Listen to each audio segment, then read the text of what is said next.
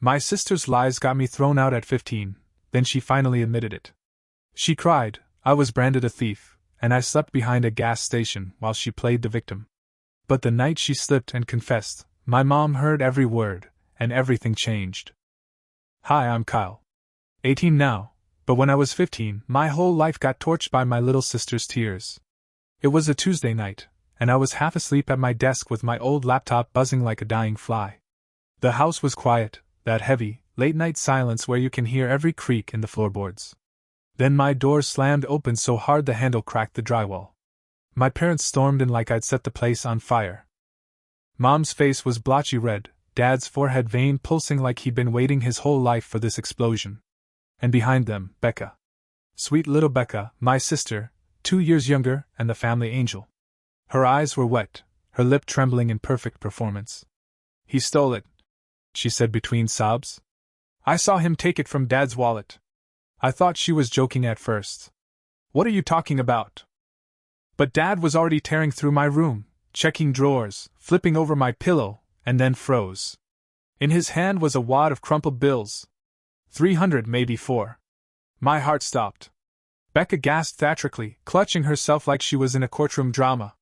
I told you, she cried. I told you he did it. My stomach dropped straight through the floor. I hadn't gone near his wallet. I barely even looked at my parents' room unless I was told to clean it. But none of that mattered. My father's face twisted, and he jabbed a finger into my chest so hard it made my shirt crumple. You've embarrassed this family for the last damn time, he said. His voice was calm, too calm. That kind of calm that means danger. I tried to speak, to explain, but Mom's eyes wouldn't even meet mine. A liar and a thief, Dad growled, each word like a hammer. Becca whimpered behind them, her voice cracking perfectly. I'm scared of him. What if he hurts me? That lie sliced through everything. I'd never laid a hand on her in my life, but I could see in their faces, they'd already decided the story was true. Dad started grabbing my stuff, clothes, backpack, everything, and shoving it into a trash bag. You don't come back here, he said, until you're ready to confess. I stood on the porch barefoot, holding that bag, my breath visible in the cold air. He slammed the door so hard the glass rattled. I waited for it to open again. For someone, anyone, to realize what they'd done. It didn't open. And as I stood there, 15 years old, shivering under the porch light, I understood something I hadn't before. They'd rather believe her lie than my truth. That night, I stopped being their son. I walked that first night until my feet blistered.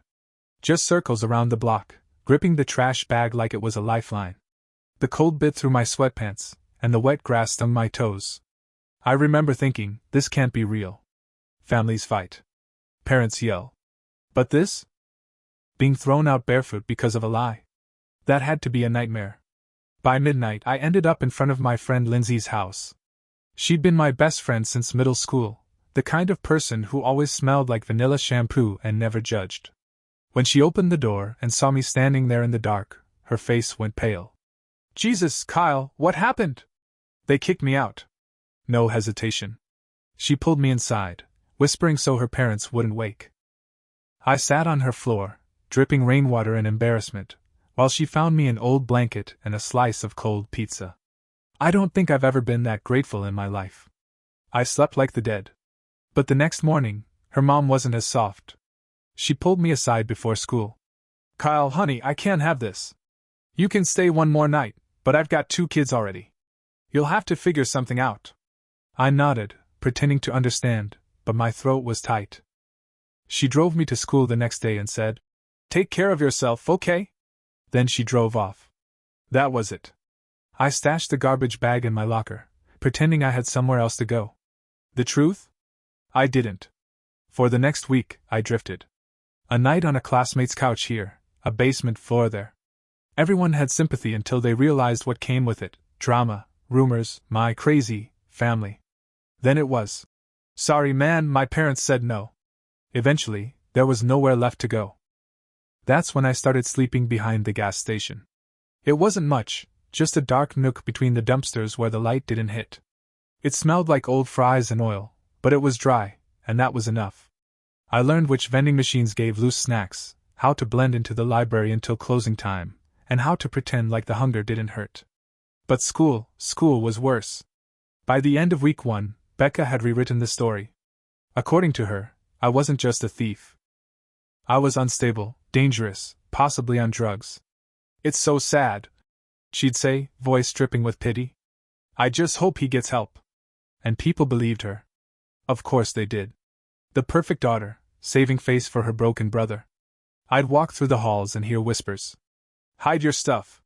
He got kicked out. He stole from his dad." In math class, a girl slid her notebook away from me and whispered, "Sorry, I don't want my stuff stolen." Everyone laughed. I didn't. That night, I curled up behind the gas station, knees to my chest, trying to convince myself it couldn't get worse. But I already knew it could. It always could. The breaking point came 2 weeks in.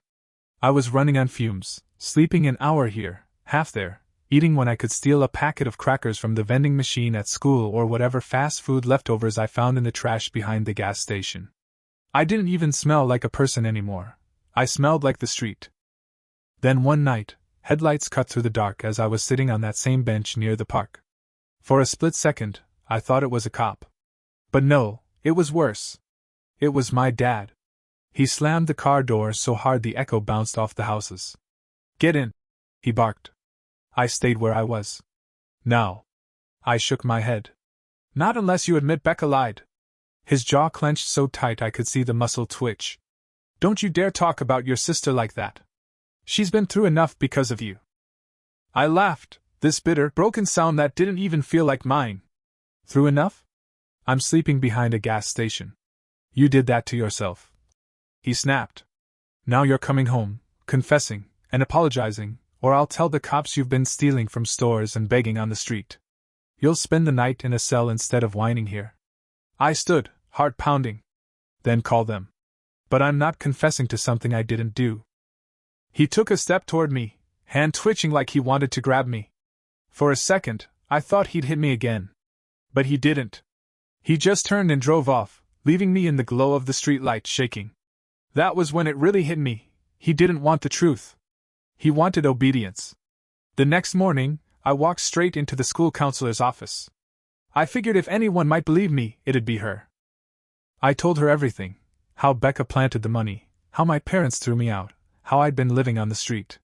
She listened quietly, nodding, and when I finished, she gave me that soft, pitying smile people give when they've already decided you're crazy. "Kyle," she said, "I know this must be stressful. But accusing your sister without proof won't help. Your parents are worried. They said you've been unstable lately."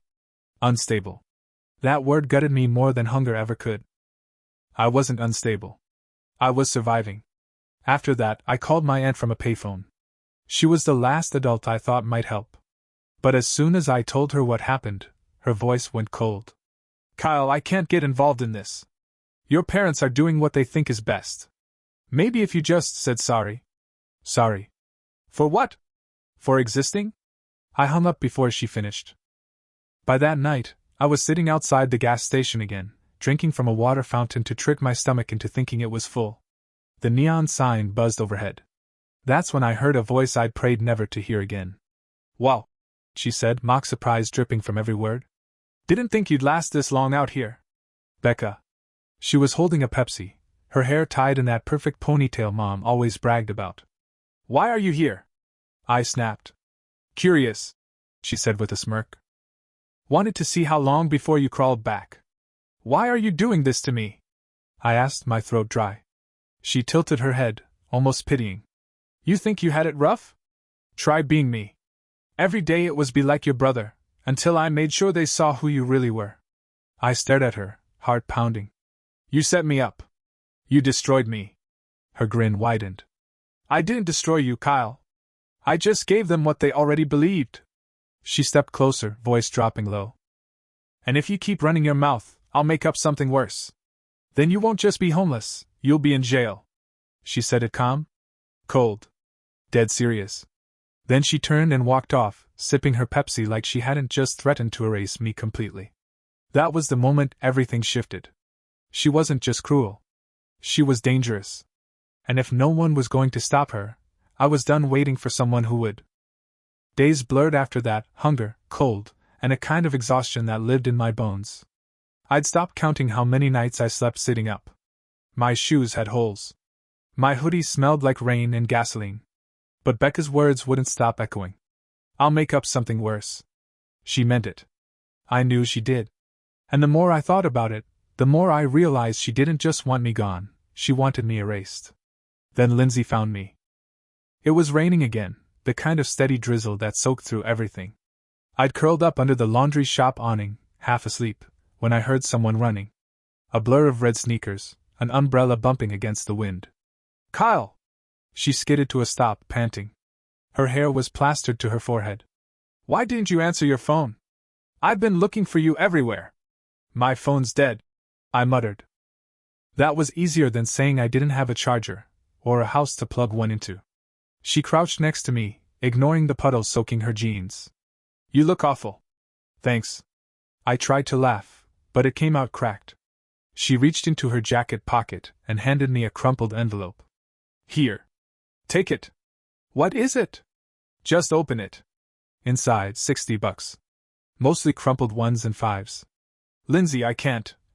"You can. It's my allowance." "I don't need it." "You do." My throat closed. I couldn't even look at her without feeling the tears coming. Then she said something that changed everything. "There's more. I heard Becca at a party. She bragged about it, Kyle. Said she planted the money."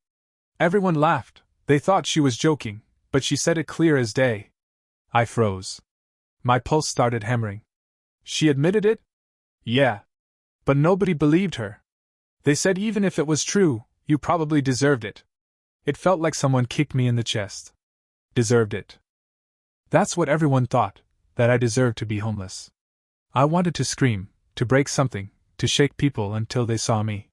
But instead, I just nodded, jaw tight, tears burning behind my eyes. Lindsay looked up at me. "You can't keep living like this." She was right. That night, after she left, I sat under that same awning, clutching the envelope like it was a heartbeat. The money didn't matter. What mattered was that someone knew. Becca had confessed. Out loud. For the first time in weeks, I felt something burn inside me, not despair. Rage. Focused, clean, furious clarity. I wasn't going to wait for justice anymore. I was going to make it happen. So after cleaning up in a gas station bathroom, I packed my wet clothes into that torn trash bag and started walking toward home. The house looked the same, neat flower pots, yellow porch light, everything still pretending to be perfect. But that night, I wasn't coming home to beg. I was coming to end the lie. My fist hit the front door 3 times, hard enough to sting. When it opened, Becca was standing there.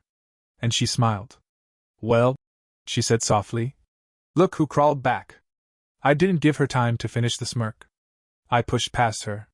My shoes squeaked on the hardwood, and the smell of the house hit me like a ghost. Lemon cleaner and dinner I wasn't invited to. "I'm not here to stay," I said, voice rough from days of cold air. "I'm here to talk." From the kitchen came my mother's voice, startled. "Kyle?" A second later she appeared, clutching a dish towel like it was armor. Behind her, Dad emerged, arms folded, expression already carved in stone. "Out," he said, pointing toward the door. "No." That one word hung in the air like thunder. "You're going to hear me this time." My chest was tight, my voice shaking, but I didn't care. You believed her lies long enough. You're going to hear mine. Dad stepped closer, his breath sharp with aftershave and anger. "Watch your tone. You don't barge into this house and start yelling at your mother." "Watch my tone." I laughed, bitter, ugly. "You threw me out with a trash bag because Becca cried and waved a few bills. You didn't even ask my side. We didn't need to." He snapped. "We know you, Kyle. You've always been reckless, jealous." "Jealous?" I cut him off. "Let's talk about that. Remember when she copied my science project in 8th grade? Teacher caught it, called home, and you punished me for letting her cheat. She cried, and you believed her. You always believed her." "Always." For the first time, he hesitated. The muscle in his jaw twitched, but instead of breaking, he doubled down. "Don't stand here and disgrace your family. She's the reason this house still has peace. She earned our trust. You couldn't even keep a roof over your head." I took a step forward, my voice low but burning. I couldn't keep a roof because you threw me out. Because she framed me. Behind him, Becca leaned against the wall, sipping water like this was entertainment. Her lips twitched into that small, hateful smirk. I pointed at her. Go on. Swear right now you didn't plant that money. Look me in the eye and say it. She tilted her head, mock innocent. Sure. I swear. But the way she said it, flat, lazy, made Mom's eyes flicker. You hear that? I said. She can't even fake it anymore. Enough. Dad shouted. Then he grabbed a glass off the table and threw it at me. It shattered against the wall inches from my face, shards slicing my cheek and arm. I felt the sting, then the warmth of blood. Mom screamed. Martin. But he didn't look at her. He just pointed to the door. Get out before I call the cops and tell them you broke in. My voice broke, but I kept it steady. You've made your choice. You picked her. You always pick her. One day, you'll see who she really is. Don't come looking for me when you do. The house fell silent. Becca let out a small, smug laugh. Wow. She muttered. Drama much? I turned and walked out. My arm was bleeding, my throat burned, but I didn't stop. I got halfway down the street before I heard footsteps behind me, light, quick, deliberate. Wait up, bro. She called. I froze, heart pounding. I turned, and there she was, Becca, jogging up with that same smirk plastered on her face. What do you want now? I snapped. She slid her hands into her hoodie pocket, cool as ever. Relax. I just wanted to see how far you'd actually take this. Farther than you think, I said, my voice sharp. You still don't get it, do you? She said softly. Nobody's ever going to believe you. You can scream, cry, bleed all over the sidewalk, it won't matter. To them, you'll always be the screw-up. And I'll always be the one they're proud of. Proud? I spat. You destroyed me. Destroyed you? She smirked. I didn't destroy you, Kyle. I just gave them proof of what they already believed. She leaned closer, her voice dropping to a whisper, her eyes shining in the porch light. I framed you. I planted the money. And I'd do it again. Watching you beg while I win? That's the best part. My blood ran cold. Then, another voice. Excuse me. We both froze. Mom stood on the porch, arms crossed, face pale. She must have followed Becca outside. For once, her eyes weren't on me, they were locked on Becca. What did you just say? Mom asked, her voice low and sharp. Becca stiffened, her smirk flickering. Mom, it was nothing, he's twisting it. Don't lie to me. Mom snapped, stepping down onto the lawn. I heard you. You admitted it. For the first time in months, I saw Becca's confidence crack. And for the first time in years, Mom looked at me. You heard her, I whispered, heart pounding. You finally heard her. The yard went so still you could hear the bugs in the grass. Mom's face had drained of all color. She turned toward the house. Martin, she called, voice trembling. Dad stormed out onto the porch, still red from anger, still clutching that same iron control he thought made him a man. What's going on now? Mom pointed at Becca, her hand shaking. She admitted it. She said she framed Kyle. For a second, Dad's face went blank, like his brain refused to process the words. Then he turned to Becca. Is that true? Becca's mouth opened, then shut. Her eyes darted between the three of us, her confidence collapsing like wet paper. No, I didn't. Tell the truth, Mom said, stepping closer, voice sharp now. I heard you. Becca's mask finally cracked. Her jaw trembled. So what if I did? She shouted suddenly, voice shaking with something between rage and panic. I had to. You two made me into your perfect little showpiece. Everything was always about him. Every failure, every mistake, don't be like your brother. You have no idea what that's like. I couldn't risk you realizing he wasn't the screw-up. So yeah, I planted the money. I made sure he was the one you gave up on. Silence. Mom stumbled backward, hand over her mouth. Tears burst down her face. Dad just stood there, jaw tight, breathing through his nose, eyes burning holes in the grass. You ruined your brother's life, Mom whispered. Becca crossed her arms like a cornered animal. He was always the mistake. I just made sure everyone saw it. That hit me harder than anything before. But I didn't flinch this time. I stepped forward, blood drying on my arm, voice steady as stone. You don't get to say that. You threw me out, remember? You let her cry and point, and you believed her. You made me sleep behind dumpsters while you pretended this house was perfect. Now you don't fix that with a few tears. You fix it publicly. Dad's head snapped toward me. Watch your mouth, boy. I took a step closer. No.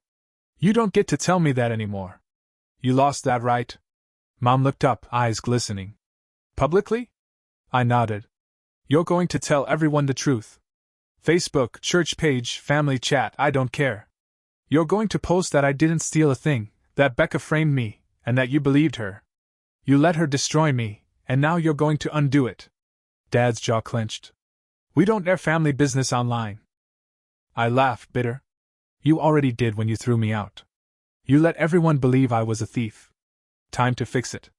Mom looked between us, then slowly pulled her phone out. If you won't do it, Martin, she whispered, then I will. Her thumbs shook as she typed while I dictated. Our son Kyle was wrongly accused of stealing. The truth is, our daughter Becca framed him. We believed her and let her lies destroy his name. We failed as parents. Then she hit post. Within minutes, her phone buzzed with notifications, friends, church members, neighbors. We had no idea. I'm so sorry, Kyle. You're brave for saying this. Dad's face went gray. Becca exploded. You just ruined my life, she screamed.